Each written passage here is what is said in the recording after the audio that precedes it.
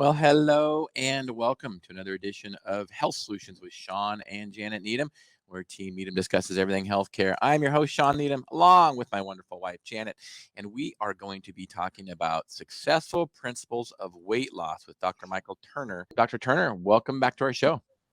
Thanks, Shawn and Janet. Glad to be here. I had a lovely time last time, as I said, and yeah, looking forward to making this a regular part of our lives and what we put out for the community. This is exciting. This is fun for me. I used to be a school teacher before I went to medical school, as I may have mentioned, so I dig it, and I'm glad to be here and glad to support you.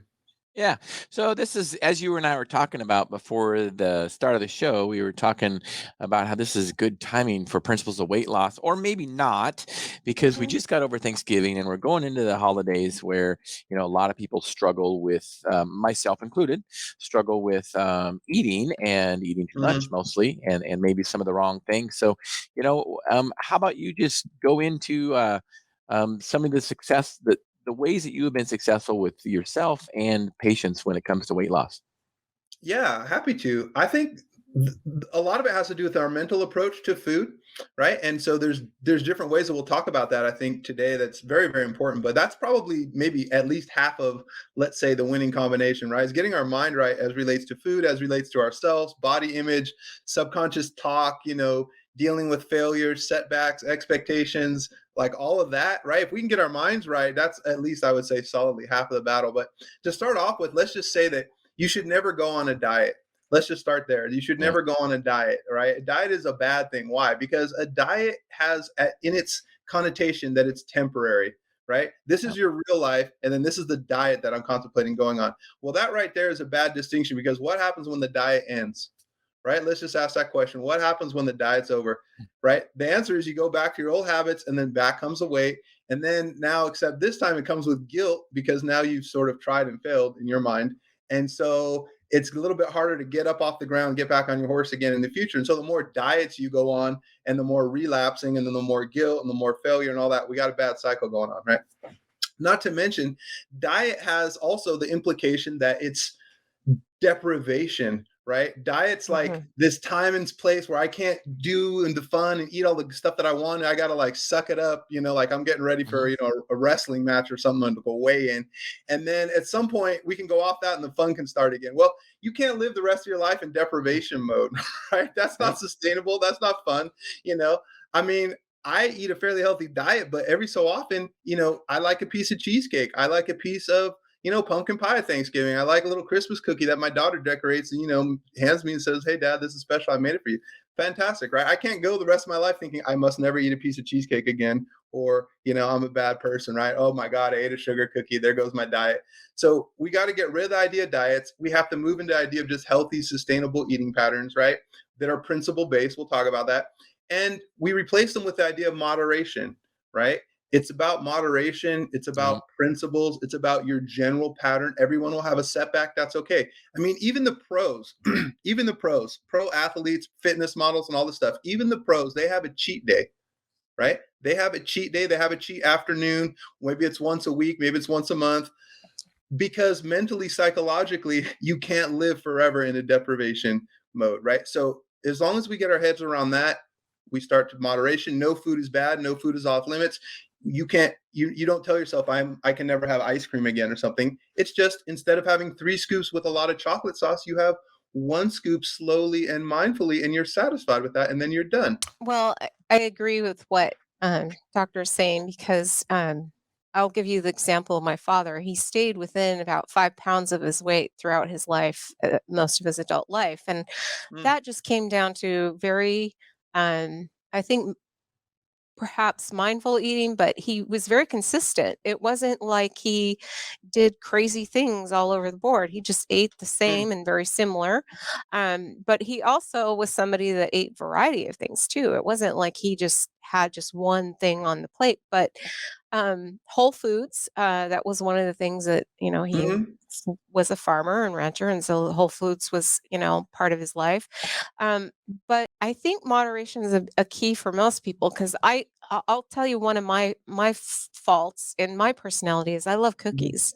If I Mhm. had cookies in my house, there's no limit, right? And Mhm. so I do have to be careful with that and just be mindful of it. But it doesn't mean Right. I never have one, but it Right. means that I'm careful about how I approach it. I'm not going to bake dozens and dozens of cookies because I'd eat them all. So I'm not going to go Right. there, you know? So Good point. yeah, so Dr. Turner, tell us some other tips that you give patients for mindful eating or successful weight loss. Sure. The next one, I would say we need to change our relationship to food a little bit, right? So let's consider, when you eat and how you eat, right? So let's talk about when we eat. Do you eat when you're hungry, for example, or do you eat when you are stressed or bored, right? Or because the clock says whatever time All you feel right. like you're supposed to eat, right? So if we just get in touch with what it actually feels like to be hungry and actually don't eat until we're getting that hunger signal, and then actually learn to stop once we feel full, right? You can shave down a whole lot of calories and you'll get weight loss just on that basis. But that involves actually getting in touch with your body, right? And what does it feel like to be hungry? And what's it feel like to stop when you're full, right? And what's the distinction between eating when you're hungry, eating because you're stressed, or because all these other reasons, because the football game's on, so I'm supposed to be putting something in my mouth, Right. right? I mean, there are all these social cues. They actually have nothing to do with being hungry. So just right there, if we change around our relationship to food a bit, and not only eat only when we're hungry, but also eating in a mindful and relaxed state. This is very important, right? Let's just say, how often do you eat in your car? Okay. And if you're eating in your car, how likely are you to feel that that was a satisfying, fulfilling Right. meal, right? That will not leave you hungry and desiring more food in a half an hour? Okay. Similar question. How often do you eat in front of a screen? Okay. What's the likelihood eating in front of a screen with something agitating typically on the screen, like the news or some movie drama Right. thing going on, right? How likely are you to feel that that was a satisfying, great meal that you're not going to need to go eat something again, in a half an hour? Well, I think one of the things that you're discussing is distractive eating. Yeah, And distractive eating, it's just easy to eat too much. And I'm guilty in the car. That's why one of the things in the right, car, just try not to eat in the car, and even I should say especially snacks, because next thing you know you have some beef jerky and or some trail mix or whatever, and the next thing you know the whole bag is gone, correct. because you have no idea what you're eating. But if you were at home and you were eating those snacks, you would probably be more mindful of it. And it would say, whoa, I've already, eaten a, quarter of a cup of nuts. I mean, that's 180 calories. I Sure. better stop. But if you're driving, it's easier to just eat too much. Well, the next one would be talking about a low carb diet, right? What is a low carb diet? People hear about a lot. There's a lot of logic to it. There's a lot of rationale behind it, and that's one of the first things I explain to people that I work with as well. Let's understand what a low carb diet is, especially a low sugar diet, and let's get you along those lines as one of our principles, right? And basically, the way that I explain it is your body's got two energy sources to burn. It's got carbs and it's got fats. Okay. When you eat, you also have proteins, but it doesn't want to burn proteins for energy. That's considered too important, right? We're going to use proteins for muscle, for bone, etc. So we're not going to burn up our proteins for energy unless we're starving to death. So we burn fats or we burn carbs. Fair enough. You have two different biochemical systems to do that. Both within the mitochondria, there are different sets of chemical reactions that take place, right? And with the different kinds of enzymes, you literally have different enzymes devoted to burning carbs or burning fat. So you can think that your body has sort of a carb burning mode and a fat burning mode. The problem is when you eat a bunch of carbs, your body shifts to carb burning mode and it goes into fat storage mode, right? And this is the opposite of what we want. Right. We want to essentially, therefore, starve the carbs and kick it into fat burning mode, in which all those enzymes are what we would call upregulated, basically dialed up, and all the fat burning enzymes get going, and we're pulling fat out of circulation and burning it.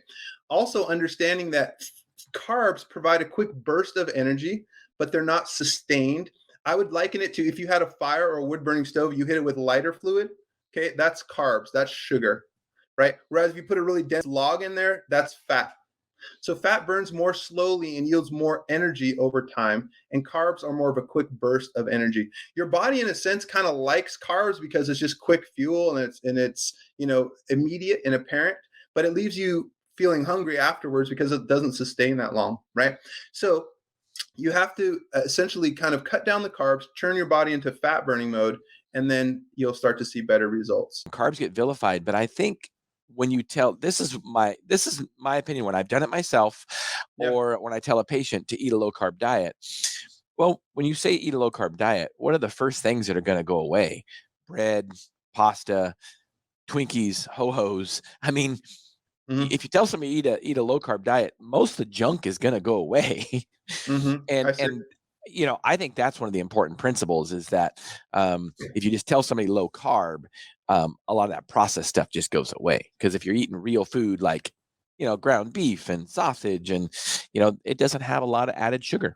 Yeah. Mm-hmm. Well, and I also think too, to the point of the less processed something is, and the more Yeah, whole that it is, sure. you're going to feel fuller for one Yes. thing, because it's harder to eat more of a natural product that is a carb than it is something that's out of a package. Um, Yes. so that helps too. But also, I hate our youngest son Jordan is very very precise, and so he measures everything and weighs everything, and I think there is something to be said about getting your grasp on what a serving size is. I think that is a huge problem for people, is what does that Yes. serving size look like? What is it? And Yes. I don't feel like you have to be a slave to it, but I do think we should appreciate what that really looks like. Watching your liquid calories is actually one of my main ideas with Oh, people, right? yeah. Watching your liquid calories and moving towards water, essentially. Okay. You Mhm. can think of water as the ultimate dieting food, if you will, or the ultimate weight loss food. Why? Because it makes you feel full and it's got no calories, not to mention it hydrates you, and that's important for biochemistry in your body, right? But fullness in large part depends actually on your stomach being distended. A lot of people don't realize Mhm. that it's a volume phenomenon in large measure. Okay, so something that distends your stomach actually causes biochemical signals, including hormones, that get released to your brain that says, I'm full Mhm. now. Well, if you can distend your stomach, you're going to feel full. But what would most distend your stomach and yet give you the least amount of calories? The answer is water, right? Water. So water in that sense is ultimate weight loss food. The more water you're putting in, you're feeling full on a consistent basis. The opposite of that, of course, is these sugar calories that would come with liquid, because they don't satisfy you. It washes right through, etc. Starbucks is a good example. There are tons of them. Gatorade's one of my other examples. I'm really negative on Gatorade, right? I mean, unless you're a Yeah. college athlete sweating off that much and Nah. burning Right. through, Yep. 2 hours of hard workout, like look at the Gatorade and look how many calories are in it. Look at the sugar. It's a sugar bomb. Mm-hmm. So I tell people to be careful of smoothies. Mm-hmm. Because I mean, you can load a smoothie, and here's a response I get. Well, it's a healthy smoothie. It's got one banana, it's got chia seeds, it's got a scoop of whey protein, it's got some peanut butter, and it's got some yogurt in it. All healthy things, right? Right. Yeah, but smoothie's 500 calories, Right. Or more. and or more, and it's easy to pack calories into liquids. Let's jump in. Let's talk about intermittent fasting, for example. Mhm. Huge concept, right? Very much in the news. And I want to tie that into the idea of doing cardio exercise in the morning. AM cardio and intermittent fasting are one idea, one and the same in my mind. And I talk to patients about that, right? So the idea here is once you go to bed, within 2-3 hours after your last meal, dinner, okay, your body has burned through those calories, and then it switches to fat burning mode to sustain itself overnight. Granted, you're not intrinsically burning tons of calories at night, you're asleep, I get it, but you're still got 100 150 calories per hour of maintenance that you're burning. So your body's in fat burning mode. So when you wake up in the morning, your body is in fat burning mode. So here's the key question: what are you going to do with that? Okay, if you put something in your mouth, it switches off the fat burning mode and goes towards burning what you just put in your mouth. Okay. So the idea is delay putting something in your mouth. You're in fat burning mode. Why kill that? Okay. Don't put something in your mouth. Stay Right. in fat burning mode. In fact, accentuate it, run with it, augment it by doing your cardio in the morning. Okay. So there's studies that have gone, looked at how many calories you burn, of cardio and what proportion is fat at different times of day and all that stuff. But it seems that you're going to burn more fat if you do your cardio in the morning on an empty stomach. It's not the same to do cardio, let's say 7 a.m. fasted as 7 p.m. Okay. It's not. And so I encourage people and skip breakfast. Instead of breakfast, spend 30 to 45 minutes doing cardio.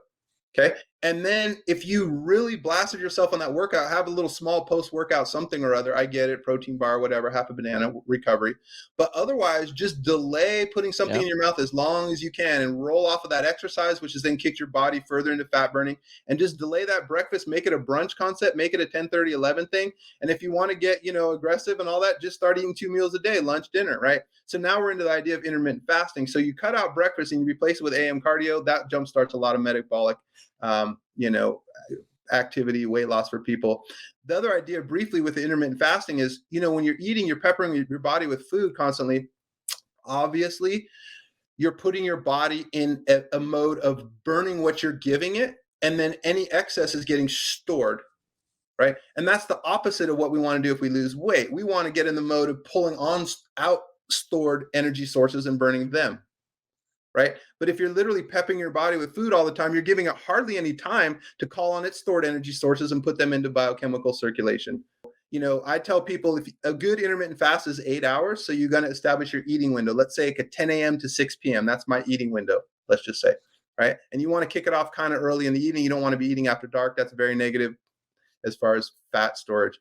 So 8-hour eating window is good. If you want to go extra credit and be an overachiever, 6-hour eating window is awesome, like a 12 to 6, something like that. Let's go back to the mental side of things for a second. And I want to talk about dealing with setbacks, right? Dealing with setbacks effectively is the idea here, right? Because we're always going to have some setbacks. We have expectations for how we want to be eating or exercising. We're going to have a setback. We're going to have, that Thanksgiving when we overindulge, etc. And there's a healthy and an unhealthy way to deal with those setbacks, essentially, right? The unhealthy way, which unfortunately is more common, is to really berate yourself, be very down on yourself, say, oh my gosh, I can't believe I did that again. I shouldn't have, I'm a terrible person. I'm just failing on this diet, whatever. That ends up being unhealthy psychologically. I mean, obviously, as you can imagine, it doesn't work. It's kind of like a carrot and stick concept, right? You're going to get a lot farther holding out a carrot for yourself rather than just berating yourself every time you mess up, right? So, which was really interesting. I was actually in medical school at Harvard in my psychiatry rotation. Okay, this had nothing to do with health and wellness. This had nothing to do with weight loss. It was in psychiatry, and they were talking about this weight loss study, and it was so fascinating. I've never forgotten it. I took notes, and I still use that to this day, as I'm going to share with you right now. Okay, so basically, they had the people. They gave them the same basic dietary instructions, kind of like low fat, low total calorie diet, exercise 20 minutes a day, this, that, and the other thing. All right. But then what was different, the intervention was psychologically, they gave them a script, which was what they would say to themselves when they messed up. Okay. When they had a bad day, what did they say to themselves? What's their self-talk in that moment? That was the difference. Okay. And one group was told to have a very negative self-talk. And they were told to say something like, I'm a terrible overweight person and I've just got to lose this weight. Okay. And the other group was told basically, well, I messed up, but pretty soon I'll have another chance to get on track. Okay. That's it. That was the only difference. They didn't tell one group to exercise more. They didn't tell one group to eat more broccoli. I mean, nothing. They just told them, this is what you say to yourself if and when you mess up. Okay. Fascinating. Roll forward, 8, 12 weeks. Can't remember how long the study was, something like that. One group lost weight and one group gained 30 pounds, Shawn. No joke. Wow. One group gained 30 pounds. And we all know which group gained the 30 pounds. That was the group that was telling themselves, I'm a terrible fat person. This is disgusting. And I just got to lose this weight, right? And they successfully berated themselves into gaining 30 pounds over, the 8 to 12 weeks of that study. Very shocking, eye-opening. And I've just always written that down and have camped on that and shared that idea with people as well. If you want to comment on that, feel free. Yeah, well, it just shows you the power of our psychology, and we have to be mindful of not just what we eat, but everything that's going on around us while we're doing that. So, and be supportive of ourselves, because we are all going to have setbacks, even those of us that, might not, people might not think that we have setbacks. We all have them. And I think it's just how we deal with those setbacks. It creates an opportunity for us to just do better. And, if we positively reinforce ourselves that, we can do better, we can get through this, then it's going to be, it's going to be a positive interaction. But I can see, and I can wrestle. I've wrestled with this before when, I've had a setback and, you're trying to lose weight and you get on the scale and you think you've been doing good and you've gained 3 pounds. And I will tell you, it's like, heck with it. I'm done. I'm just going to eat all I can today and not exercise, be sedentary. And next thing you know, and then you don't weigh for a month. Next thing you know, you've gained 30 pounds. It's not that hard to do. Right. But if you tell yourself, hey, it's only a few pounds, it's only a day where I messed up or whatever, I can get back on track. It's a mind over matter deal. 100%. Let's dive into that a little bit further. So one idea that I find helpful in explaining to people is your health is a series of independent decisions. And here's what I mean by that. Let's say you went to work today and there were donuts in the break room. Okay, way outside of your diet plan, but you fell in a moment of weakness, and you had a couple donuts, and now at night you're reviewing your day, and plus you lost your workout, let's say in the evening, because you didn't get it done in the morning, and your boss kept you late at work. Okay, so now you're heading home, you're like, this is terrible. I didn't work out and I ate 2 donuts. I feel gross, right? Now you wake up the next morning. Okay, in reality, it's a new day. It's a fresh day. Yep. The sun is shining. The birds are out singing, right? God has created a fresh new day for you. What are you going to do with it, right? It's a series of independent decisions. Yesterday is as gone as 1,000 years ago. Right. It's gone and it can never come back, right? So now this is your independent new day to do what you want with it. And the problem is we carry a lot of baggage and momentum and guilt forward with us, right? So we let the failure of yesterday roll into and become the failure of today, because as you said, you're like, crap, might as well, who cares now? It's all over, and all this catastrophic thinking and all that. So now then we've got 2 days down, right? But it's a series of independent decisions. So you can just tell yourself, hey, you know what? Yesterday was a loss. I didn't do well that day. Fair enough. But you know what? It's not a problem, because today is a new day and I'm going to have a bunch of chances to make some healthy decisions today. So praise God for that fresh, clean slate. You know what I'm saying? Every day is a new day. I'm going to get a new chance to make some healthy decisions today. Fantastic. And two kind of word pictures that I use to describe this for people. Let's talk about football, for example. Let's talk about the Seahawks. Hopefully everybody likes the Seahawks. Let's talk about Russell Wilson. Okay. I like this guy a lot. But one reason people love Russell Wilson is he's very positive. He's got a positive attitude, right? Have you ever seen him sulking on the field? Have you ever seen him yelling at teammates, right? Have you ever seen him slamming his helmet down? I've never seen it. Maybe it's happened, but I've never seen it. He's well known to be constantly positive, constantly upbeat, constantly optimistic. Hey, we're going to go down the field. We're going to do this right now. I want you to imagine in your mind, they're driving down the field. They hike the ball. Okay. Lineman blows his coverage. Russell Wilson gets blindsided, gets sacked. Okay. He gets up. How does he comport himself?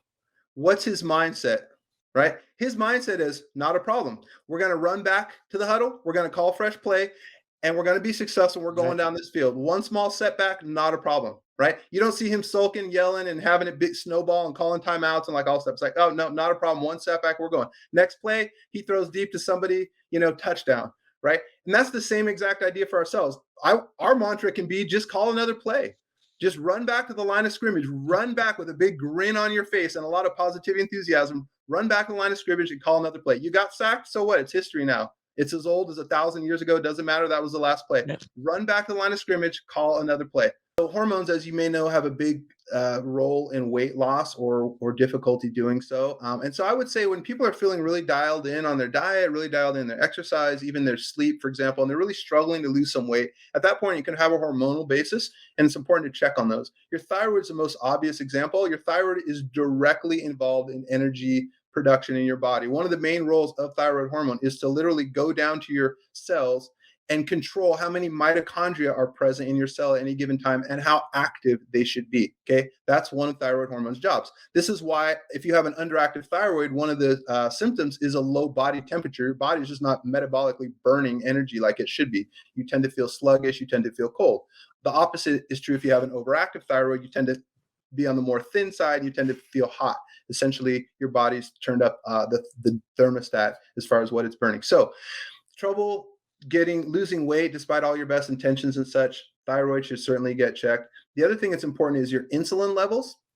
and we could perhaps talk about this a little bit more, but insulin and weight loss have a huge overlap. There's actually a book written not too long ago called The Obesity Code. Oh, This yeah. has become very popular with good reason. It's an outstanding book. It's written by a physician. I think he's out of Canada.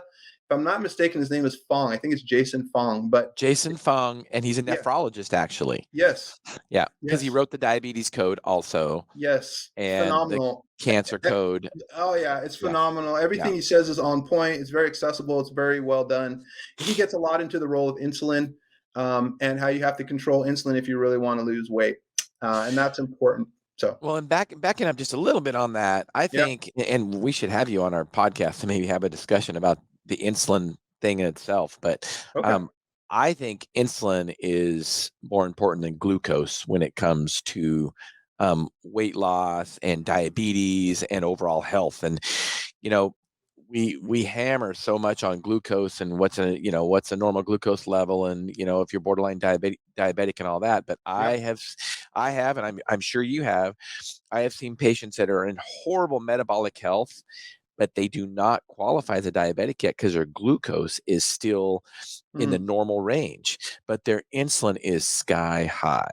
right, So, and I think that's worse than having high glucose. And as you probably know too, there are certain, myself included, endurance athletes that our glucoses run a little bit high because we're used to burning it. So our body says, hey, you need more glucose because you're burning glucose. hmm, hmm. But yet our insulin is really low.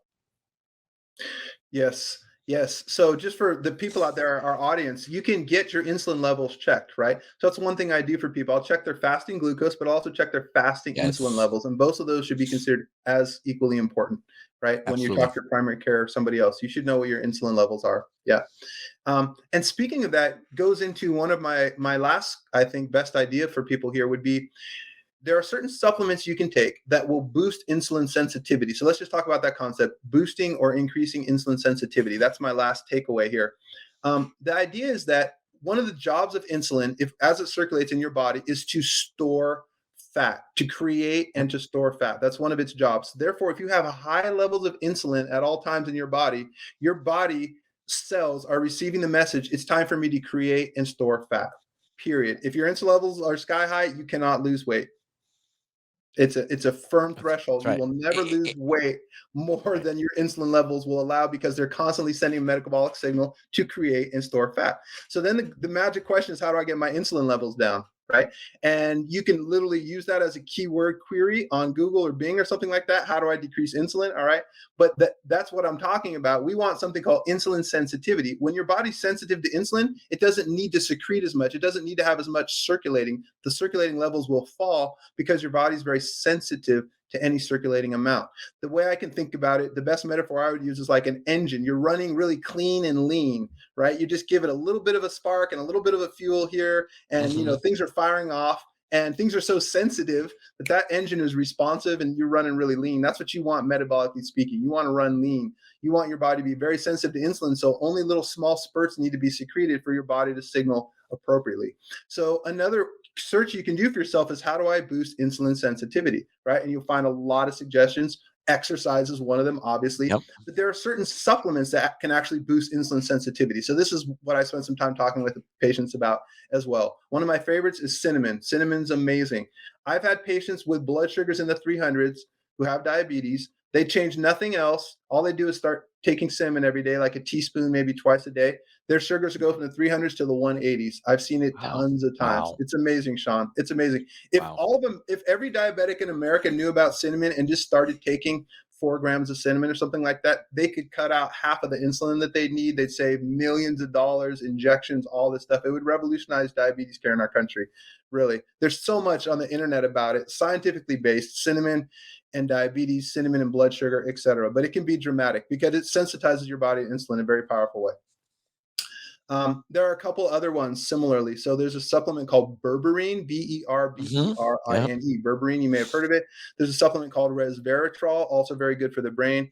And there's a supplement which is an extract from green tea. So the most metabolically potent and active and helpful compound in green tea is called EGCG. Stands for epigallocatechin gallate. All right, that's a big mouthful. But EGCG is basically, you can think of it as a healthy thing in green tea, potent for boosting insulin sensitivity, also has some really strong anti-cancer properties. So those are some of my favorite supplements to roll out with people if they start to stall on their weight loss and if they have a documented high insulin level. And one thing is too, and you can confirm this Yeah. possibly, is one way to lower your insulin level is, like you talked about earlier, intermittent fasting. Yes. Because Yes. if you don't have the blood glucose circulating around in your bloodstream, then you don't need insulin, so your insulin will just naturally go down. So fasting is Yes. very important. Yes. Indeed. So as we wrap this podcast up, Dr. Turner, what would be, if you had to sum up our conversation in one or two sentences, what would that be? Yeah, good question.